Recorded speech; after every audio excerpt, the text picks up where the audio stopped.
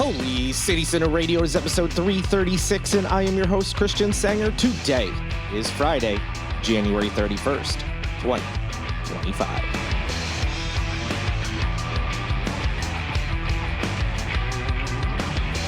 Yes, it is the last day of January. The first month of the year is about done.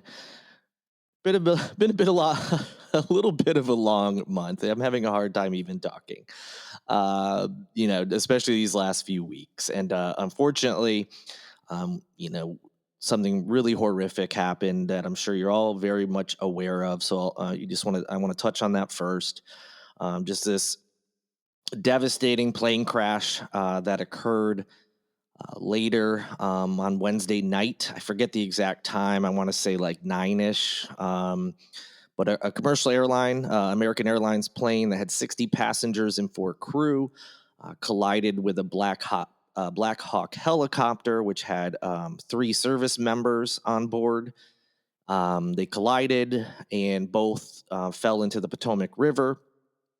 Just short of one of the runways at Reagan Airport in Washington, D.C. For those who have never flown in, you literally fly right over the Potomac, as well as, depending on where you're coming, sometimes you fly right over the Pentagon, and it's quite the scene, when you're flying in. And so the runway is very close to the Potomac. There's multiple runways, of course, and this is one of them. And unfortunately, this horrific accident occurred.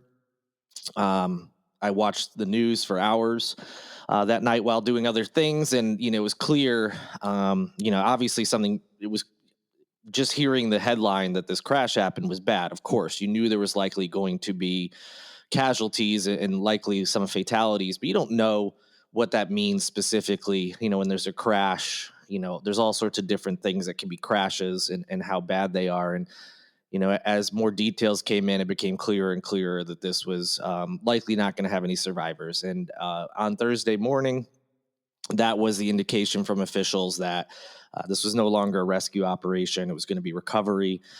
They did not find any survivors. And as of this recording on Thursday afternoon, they are still in the river working on this recovery effort. So there's a lot of questions and a lot of details. And certainly answers will come out eventually. So the first thing, of course, is just thinking about the families, friends, coworkers, anybody involved in this tragedy. I can't imagine the loss, the sadness, devastation that they are going through. Just like any other tragedies, even if you're not directly affected, it's really sad and it's tough to watch and think about. So, even if you don't have a direct connection, it's okay to be sad and feel devastated by this. And so I hope you're all doing okay with that.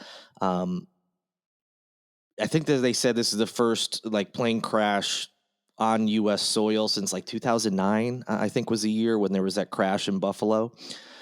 So one, it shows how safe flying is in this country. Obviously, there's plane crashes in other countries that have happened. But it just shows how infrequently something like this happens. But when it does, it needs to be investigated and make sure it doesn't happen again. So according to officials that are not associated with the Trump administration directly, people like NTSB and FAA and things like that, all their statements have basically said what I just said. Here's what we know. We're working on recovery. We don't have any definitive information yet. We have some information, but we need to verify things. We need to check things. It's going to be a while before we have answers as far as who's to blame and so forth. And that's how these things go. And of course, the president comes on, first he tweets on his social media platform, just some, speculative nonsense, saying how something didn't look right, and just not a presidential type response. No surprise there. Not going to make a big deal about that, whatever. But his press conference on Thursday was just disgusting. After doing what he should be doing, talking about thoughts and prayers, with the family, this is a horrible accident, blah, blah, blah. He then goes on a tirade about how the Democrats are to blame, DEI initiatives are to blame, Biden, Obama. At one point, he even alluded that maybe the service members in the helicopter were to blame, which, so all of that, like, and I will say, hypothetically, if every weird, and granted it's vague, he didn't really give, because there is no evidence, there's nothing. This is just him spouting off, trying to divert blame, even though no one at this moment was expecting there to be answers. He just offered this up on his own. It was truly disgusting. They haven't recovered all the bodies yet, and he's out here passing blame without any evidence on people. It's gross anyway. If you want to blame Democrats or your predecessors, of course, ignoring the fact that he was the president in between Obama and Biden. So if there was something he felt that they did wrong, he had 4 years to fix that and didn't. So, but putting all that aside, the politics of it, blaming DEI, diversity, equity, inclusion programs, is just a dog whistle of, hey, this is a minority's fault. Now, that minority could be a racial minority. It could be he's going to try to place blame on a woman, because women, of course, also benefit from DEI programs. I'm sure they'll try to twist it. There's going to be some employee that's going to be, trans or gay or bisexual or whatever, and they're going to say that person, they're to blame. They're just trying to blame anyone that's not a straight white male. And it's so disgusting. Now, hypothetically, he could be right. Because we don't know, down the line, there could be some report that's like, hey, there was a person in this role that normally wouldn't have been in this role. And they were hired because they were whatever minority status it is, because this, whatever, whoever did the hiring felt that they had too many straight white males, and so they just had to hire someone. Now, that's not going to be what happens, because that's not actually how DEI works. But hypothetically, say it is. Okay, then he's right, and he can spout off and talk about how evil DEI is and how he was right and all that. But to make these claims with absolutely no facts, no evidence, is truly disgusting. Shows that he is too small for this moment. He's unfit for this office. I mean, most of you listening know that. And I would hope that even people who voted for him saw that press conference and thought, wow, that was not handled right. I'm not saying people are going to turn on him and decide, they're not a supporter of him in general, but I would hope even people who, are big MAGA supporters can see that was just disgusting. So all of that is to say, we don't have any answers. Don't buy into that. Not that any of you would. And, remember this as the investigation goes on and what actually ends up coming out. But more importantly than all that, like I said, is the fact that this horrible accident happened. All these people have died. It's scary. It's sad. It's horrible. And that's the real focus. And then figuring out what happened and making sure it doesn't happen again. So that's what I have to say about that. It's been tough watching the news and seeing it. It's just so sad, especially as you start learning about, the pilots and the people on board, and, some are kids, and there was a figure skating group, team, organization that was on the flight. And so that community is going to be devastated as they've lost multiple people within this like skating, club or organization that I think a lot of them were based out of a club in Boston that Nancy Kerrigan actually has a part in, and seeing her press conference in Massachusetts today, and her crying and all the people involved. It's been devastating to watch. And again, let's not lose focus on what the real important stuff is here. But with that, let's move on to the latest news. All right. I've been spending the last few episodes at the top talking about national things, as I just did in the, previous to this horrible accident. It's been about, executive orders, things the Trump administration has been doing. And one of the things I talked about was January 6th, of course, and the pardons, and how multiple people who have been pardoned have already gotten back in trouble, or had previous cases that now they have to, answer to because they're out of prison and, whatnot. And you can go back an episode or two to get details on that. Another person This time, a Missouri woman who was charged with participating in the January 6th Capitol riot and was recently pardoned by President Donald Trump, was sentenced to 10 years in prison for causing a fatal drunk driving crash in 2022. Emily Hernandez of Sullivan, Missouri, was arrested in January of 2022 after the crash that happened in Franklin County, Missouri. It ended up with the death of a woman by the name of Victoria Wilson, who was just 32 years old at the time. Her husband, Ryan, who was 36, was seriously injured. There was also a GoFundMe that was set up at the time that mentioned that Victoria, the woman who died, had two children who at the time were 10 and 15 years old. Hernandez pled guilty in November 2024 in connection to the crash and was charged with DWI, causing death of another, and DWI, causing serious physical injury to another. So as far as the U.S. Capitol is concerned, she was charged with a litany of things. It appears none of them were violent charges. It was things like knowingly entering or remaining in any restricted building or grounds, disorderly conduct, which impedes the conduct of government business, stealing, selling, conveying, or disposing of U.S. property, and so on and so forth. So not good things, of course, but not like assaulting anybody, like we've seen some of these other folks. So she had, these lesser charges. Ultimately, she's out of jail. All that stuff, is on her record, of course, but then she gets pardoned, so it no longer is on her record. But after she had gotten out and the whole Capitol riot stuff was over, she has this drunk driving accident and is now going to prison for 10 years. So just another example of a January 6th person who has continued to commit crimes after being released. Now, again, she committed this before the pardons happened, but she had been released from prison. And so just an update on another one of the January 6 rioters getting in trouble, and just wanted to provide an update on that. All right. As if this episode wasn't tough enough.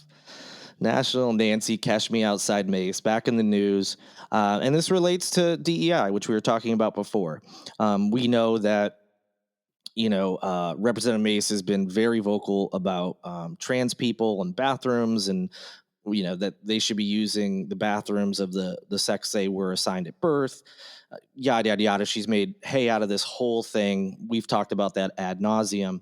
And no surprise, DEI is she being a Republican and a Trump sycophant. She's talked about that as well, and going along with this is reverse discrimination nonsense. She wanted to tout some of Trump's work to dismantle DEI, and it didn't go well for her. So some background, I'm sure most of you know, back in 1999, Mace became the first woman to graduate from the Citadel. She was not the first woman to be admitted there, but she was the first to graduate. You can look into all that if you're interested. And she was able to do that at the Citadel, which was a previously male-only institution, after she was granted admission because the Supreme Court ruled that the school could not deny admissions to women if it wished to continue to receive federal funding. So basically a DEI program, but the actual definition of DEI, not this made-up one. This is an instance where the Supreme Court said, hey, you can't only bring in men. That's not going to work if you're receiving federal funding. You're going to have to start admitting women. And so they did. That's how DEI would work. Now, they didn't all of a sudden make it 50-50. Granted, I highly doubt that many women would have applied anyway, but they admitted Mace, and then I don't remember if it was the same class or the year after, another woman. So it's not like they made these drastic changes and all of a sudden we're letting in any woman who applied. It was still women that they felt deserved to be at the Citadel, that they were qualified to be there based on whatever standards they're looking at. That's how DEI is supposed to work, is people who previously would not have gotten a job simply because of their gender, their sex, their sexuality, their race, whatever it may be, are given equal opportunity. And so they deemed her worthy, admitted her, and she graduated. Period. That's how it should work. I actually have zero problem with that. However, conservatives do. So on Monday of this week, seemingly in response to an executive order that banned transgender people from serving in the military, Mace went on Twitter and said that she didn't fight like hell to become the first woman to graduate from the Citadel just for some man in a miniskirt to take away that achievement. Protecting women's accomplishments isn't a political talking point for me. It's personal. So putting aside the fact that she says she didn't become the first woman to graduate from the Citadel just for some man in a miniskirt to take away from that achievement, which would imply that this man in a miniskirt time traveled and went back and graduated before her. But putting that aside, because it makes no sense, you know what she's trying to say here. And well, if she expected that, her far right MAGA sycophant allies were going to rally behind her, they certainly did not. Shortly thereafter, many people were mocking her, and a lot of them were right wing. Whether it was supporters or talking heads, from different media outlets and stuff, were just hammering her, basically saying, that she invaded a male-only institution. She was a DEI person, which, again, they're using the incorrect version of that, which is implying she didn't deserve to be let in and had no business being there. It just completely backfired on her. And, it's one of those things where these people are wrong. They're using the wrong DEI definition, this made up version that they have to attack her. But at the same time, it's hard to really have sympathy for her when she does the same thing to other people. And she just assumed everyone was going to have her back on this, and they did not. So it'll be interesting to see how this plays out from here. She really hasn't, I haven't seen her really respond to many of the right wing people who have kind of like made these silly accusations against her or made these comments. So she's continuing her normal social media, her MO on social media. But we'll see what happens. And speaking of, she had a wild tweet just before I started recording. We're going to talk about that next. All right. Representative Nancy Mace today, just before I started recording, just had this insane tweet. So Kash Patel, who is Trump's pick to head the FBI, is having his confirmation hearing today, which is Thursday when I'm recording this, as is RFK Jr. for that matter, for Director of Health and Human Services. So Nancy Mace has been live tweeting these things because, that's what she does. She's on Twitter all day, every day. And she said something along the lines of, Kash Patel will expose the epidemic of child sex trafficking. Pay attention to who doesn't want him to. She responded to her own tweet saying, cough, with like asterisk to imply she's coughing. Cough, South Carolina's Attorney General, cough. So two things. One, as we mentioned, she's 100% running for governor. She believes that South Carolina Attorney General, who she mentioned there, Alan Wilson, is also going to be running for governor. She sees him as her, primary opponent, and he will literally be her primary opponent if they both do, in fact, announce they're running for governor, which everyone expects them both to. So she's been attacking him a lot lately. A lot of it's nonsense. Who cares? Whatever. But this is wild because if you followed that, she said that Kash Patel will expose the epidemic of child sex trafficking, and you should pay attention to people who don't want him to, and then says basically, like, for instance, Alan Wilson, the South Carolina Attorney General. So she's implying something here, and it's not good what she's implying. I don't know if she's implying that he is involved in child sex trafficking, if he just doesn't want to pursue it because it'll affect people that he's, friendly with. Look, whatever she's implying is not good, and if it's false, which I have no idea. I highly doubt Alan Wilson is involved in some child sex trafficking ring or anything related to that, especially since in the past he's brought up this type of stuff and has tried to stop sex trafficking in the state, and he's done different things involved with it. But to imply that is wild. To make that insinuation, to imply that, whatever you want to call it, could really open her up for lawsuits and defamation and all that. Like, that is a crazy accusation to make. But if you've paid any attention over the last however many years, this whole, even prior to Trump, the whole Pizzagate, Democrats are evil child sex traffickers, and they kill babies to eat their adrenochrome, which makes Democrats live forever. The whole wild conspiracy theory stuff. that kind of red pilled a lot of people to become far right conservatives because they started believing that there's some weird Democratic child sex trafficking ring led by Hillary Clinton and yada, yada, yada. It all kind of stems for that, where like child sex trafficking became like this cause that far right people seem to really be drawn to. And there's nothing wrong with that. Stopping child sex trafficking is obviously something we should be doing. But instead of like going after the actual people involved with it or actually trying to do anything beneficial, it's a lot of spreading conspiracy theories and going after, politicians or people in Hollywood or musicians or whatever that aren't involved whatsoever. And so this is one of those dog whistle things to the far right, like, hey, this guy, child sex trafficking, don't vote for him. So that's clearly what she's doing here. But what an insane thing for an elected official to do. It's like every time I do an episode, I'm like, all right, Nancy Mace did or said something ridiculous. She is my representative. She represents the Charleston area. I have to talk about it. And a lot of times I want to talk about it because it's so frustrating that this is a person that represents us. But I'm always like, all right, it'll probably be quiet for a few episodes. She's going to do her thing. She's going to tweet nonsense, but nothing new is going to come out.